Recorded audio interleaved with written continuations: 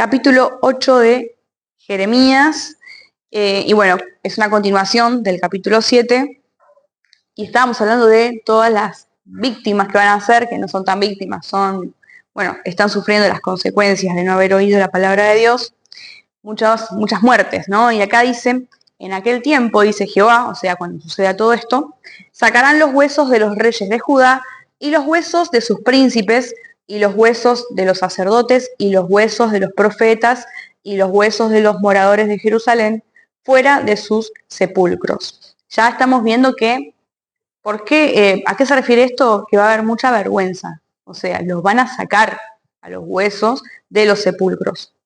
Y los esparcirán al sol y a la luna y a todo el ejército del cielo, a quienes amaron. Y acá, cuando dice a quienes amaron, ¿por qué? Porque ellos adoraban a los dioses de la luna, lo que leíamos recién. Entonces es como una vergüenza decir, adoraban a los dioses de la luna, a los dioses paganos, bueno, aún sus huesos van a estar frente a ellos.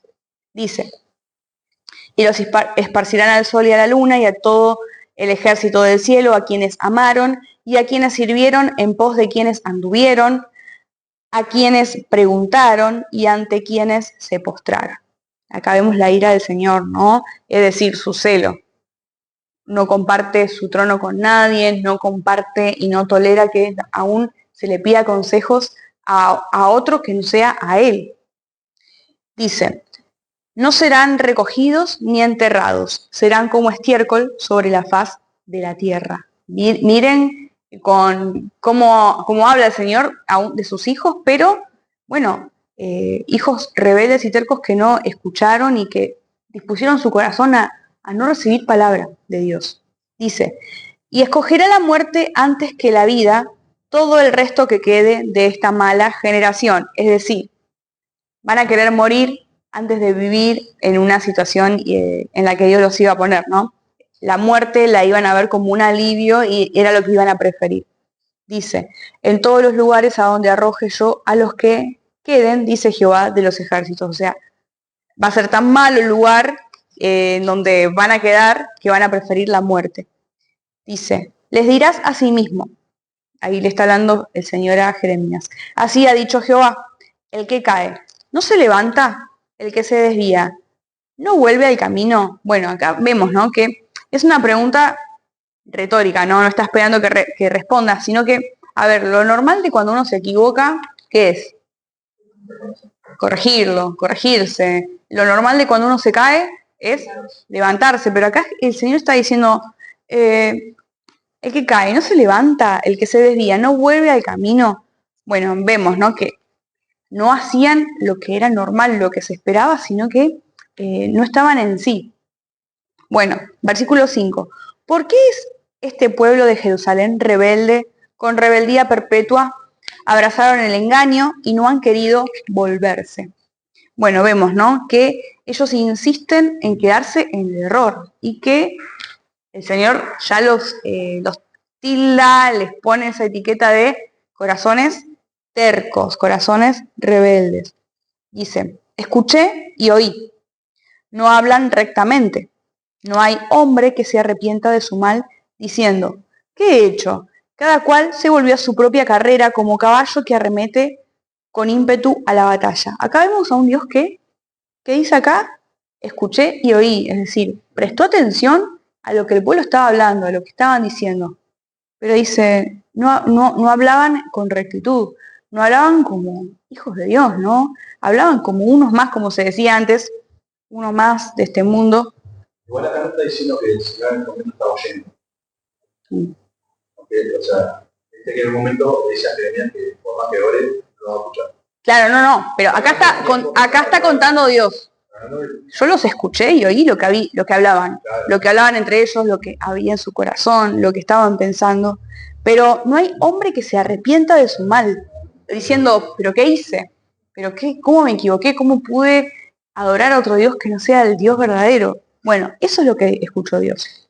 Dice, versículo 7, aún la cigüeña en el cielo conoce su tiempo y la tórtola y la grulla y la golondrina guardan el tiempo de su venida. Pero mi pueblo no conoce el juicio de Jehová.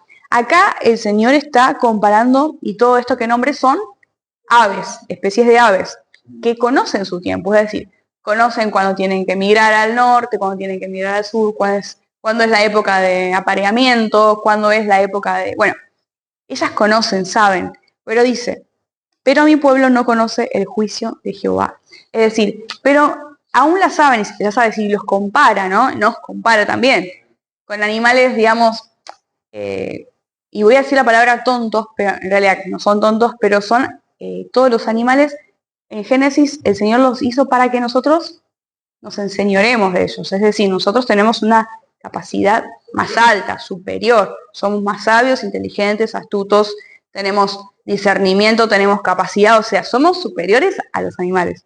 Tienen razonamiento. Claro. Sí, pero usted que los animales no está hablando de ellos como si fuese distinto. Está hablando más allá de... Bueno, por eso estoy diciendo, acá dice, las aves conocen su tiempo, conocen todo esto, pero mi pueblo no conoce las señales que están viniendo, no las reconoce.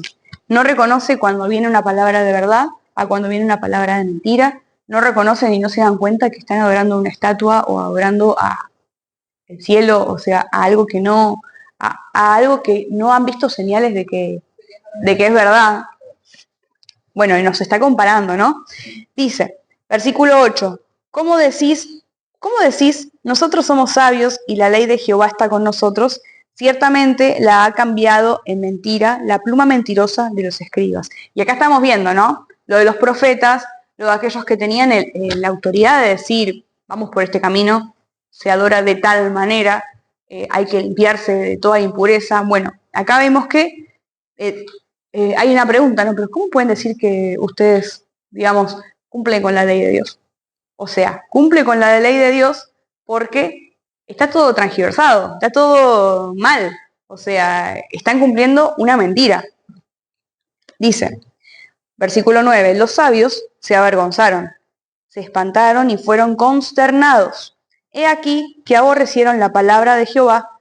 ¿Y qué sabiduría tienen? Es decir, bueno, los sabios, o sea, ya al avergonzarse, al aborrecer la palabra de Dios, ya no hay sabiduría en ellos. Versículo 10. Por tanto, daré a otros sus mujeres. Miren, ya empieza también otro tipo de castigo, ¿no? Una consulta. Sí. Viste que dice, los sabios se avergonzaron, se espantaron y fueron Consternados, sí. He aquí que aborrecieron la palabra de Jehová. Sí. Cuando hace la pregunta de qué sabiduría tiene, Sí. ahí está hablando de si tiene la sabiduría de que el Señor quiere o la que ellos tienen. O sea, para mí es como para mí está preguntando, como vieron que todo el texto es como pregunta retórica. Y, o sea, aborrecieron la palabra del Señor, manipularon la palabra, la ley de Dios. ¿Qué sabiduría tienen? Es decir, está haciendo pensar. No hay sabiduría. Claro, ustedes, la sabiduría que tienen ellos, ¿es la mía o la de la humana? Como que está haciendo una... Sí. Bueno, por tanto, daré a otros sus mujeres y sus campos a quienes los conquisten, es decir, a los babilónicos. Porque desde el más pequeño, y esto se repitió en el capítulos anteriores, desde el más pequeño hasta el más grande, cada uno sigue la avaricia. Desde el profeta hasta el sacerdote, todos hacen engaño. Y aquí vemos, ¿no?, que cada uno buscaba el beneficio propio. Cada uno hacía lo que le convenía. Bueno, a ver. Bueno, sigo porque está bastante... creo que no me hace falta leer ahí. Dice, y continuamos en el versículo 11, y muy parecido a lo que leímos anteriormente. Dice que estos escribas, el sacerdote, los profetas, aquellos que estaban en autoridad, dice, y curaron la herida de la hija de mi pueblo. Cuando habla de la hija de mi pueblo, se está refiriendo a los habitantes, al pueblo en sí. Curaron la herida de la hija de mi pueblo con liviandad, diciendo, paz, paz, y no hay paz. O sea, como compartíamos antes, está todo bien, no pasa nada. Cosas livianas que eran heridas profundas, eran como sanadas de una manera superficial. Dice, ¿se han avergonzado de haber hecho abominación? Ciertamente no se han avergonzado en lo más mínimo, ni supieron avergonzarse. Caerán, por tanto, entre los que caigan. Cuando los castigue, caerán, dice Jehová. Los cortaré del todo, dice Jehová. No quedarán uvas en la vid, ni higos en la higuera, y se caerá la hoja, y lo que les he dado pasará de ellos. Acá vemos, ¿no? Que donde tendría que haber bendición, donde tendría que haber fruto, el Señor iba a cortar todo eso. O sea, la vid, la higuera, ya no va a caer hoja, todo eso el Señor lo va a cortar del todo. Versículo 14. ¿Por qué nos estamos sentados, reunidos, y entremos en las ciudades fortificadas y perezcamos allí? Porque Jehová nuestro Dios nos ha destinado a perecer y nos ha dado a beber aguas de hiel, porque pecamos contra Jehová. Aquí está hablando el pueblo de Dios. Es decir, ¿para qué vamos a ir a las ciudades fortificadas, digamos, a defendernos, a resguardarnos? Si igual nuestro destino es morir, es la muerte, es lo peor, ya está destinado así. Versículo 15. Esperamos paz y no hubo bien, día de curación, y he aquí turbación. Bueno, acá ya se están dando cuenta que se viene, o sea, se viene el cumplimiento de las profecías y de la palabra del Señor.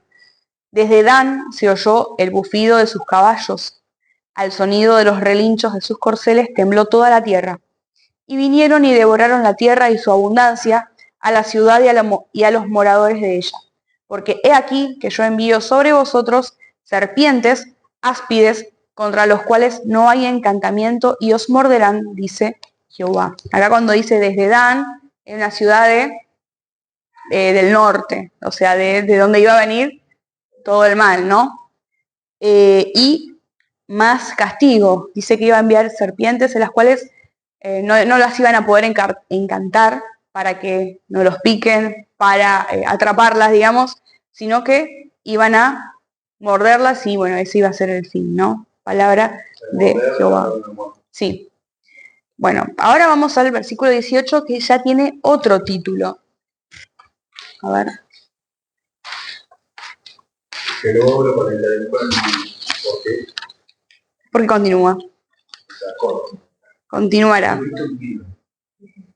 Sí, vemos que terminaba, ¿no?, esta primer parte del capítulo 8 con un cumplimiento de su palabra de algo que iba a ser inevitable. Es decir, el Señor iba a mandar toda esa calamidad. Ellos, aunque hagan lo que hagan, ya tuvieron demasiadas oportunidades y ya no había tiempo para revertir eso. Y vamos ahora con lamento sobre Judá y Jerusalén. Lamento. Acá tenemos al profeta Jeremías que sufría al ver todo esto, al profetizar y al ver también el corazón del pueblo y ver también el cumplimiento de la palabra de Dios. Bueno, dice, a causa de mi fuerte dolor, mi corazón desfallece en mí. Acá vemos el fuerte dolor del profeta, que también se lo relaciona con un dolor que podría haber sentido Dios también, ¿no? Vemos que los profetas son hombres de Dios que traen su palabra, mensaje de verdad, y estos sentimientos eran permitidos por Dios y se dice que también era el mismo corazón de Dios sintiendo todo eso, ¿no? Aún cumpliendo su palabra, pero sabemos que Dios, como nuestro Padre, también se compadece y no es que está disfrutando y alegrándose de ver sufrir al pueblo, ¿no? Dice el versículo 19, he aquí voz del clamor de la hija de mi pueblo que viene de la tierra lejana. Y pregunta, ¿no está Jehová en Sión? ¿No está en ella su rey? ¿Por qué me hicieron airar con sus imágenes de talla, con vanidades ajenas? Bueno, acá preguntando el pueblo, pero también respondiendo el Señor. ¿Por qué me hicieron airar con sus imágenes de talla, con vanidades ajenas? Es decir, Señor, ellos preguntando, pero no está Dios, o sea, no va a venir. Y Dios, ¿pero por qué me hicieron enojar adorando a otros dioses? Y la palabra idolatría, ¿no? Que sabemos que Dios aborrece todo ese tipo de acciones. Encima está hablando de dioses hechos a mano. Sí. Versículo 20. Pasó la siega, terminó el verano y nosotros no hemos sido salvos. Dice el pueblo, pasó el tiempo, claro, pasó la siega, pasó el tiempo de la siega, pasó el verano, o sea, fue pasando las temporadas y no vino la salvación. Quizás también acostumbrados a que los salvaran, como que pasaron tiempo y Dios. Sí, siempre ahí, justo, pero el Señor cumple su palabra y es bueno saber que es así, ¿no? Yo creo que ahí donde se pasó la siega es la cosecha. Que vieron la referencia que daban en el capítulo, que decía que van a cosechar, que se van a llevar todo el pueblo. Sí. Vino el juicio, está pasando el juicio y no viene y eso. Bueno, acá habla el profeta. Quebrantado estoy por el quebrantamiento de la hija de mi pueblo. Entenebrecido estoy. Espanto me ha arrebatado. ¿No hay bálsamo en Galaad? Acá cuando hace esta pregunta de que no hay bálsamo en Galaad, este bálsamo, que proviene de Galaad, de esa ciudad, era una resina medicinal muy valiosa de esa región, ¿no? Que servía para curar heridas, aliviar dolores, tratar infecciones y también se usaba como un ungüento aromático. Era un bálsamo muy famoso y en lo que es medicina era un símbolo de la mejor medicina posible. Entonces, pregunta, ¿no hay bálsamo en Galaad? ¿No hay allí médico? Porque pues no hubo medicina para la hija de mi pueblo. Y termina con esta pregunta, ¿no? Es como decir, bueno, vino todo el juicio, se cumple, no hubo bálsamo y la verdad es que hasta ahora se cumplió, como se decía antes, pasó la siega, pasó el verano, pasaron los tiempos, las épocas, y se ha cumplido la palabra, y el Señor, bien para nosotros, ¿no? Porque no, como dice Job también, ¿no? Recibiremos solo lo bueno y lo malo lo desecharemos, es decir, nosotros en vez, bueno, también me lo digo a mí, ¿no? Leo esto y es como, qué mal, pero bueno, tenemos a un Dios que cumple, aún las cosas malas, los juicios bravos y también las cosas buenas, cuando el Señor nos promete derramar su bendición, derramar su presencia, sabemos que el Señor lo va a cumplir. Así que gloria a Dios y así termina el capítulo 8 de Jeremías.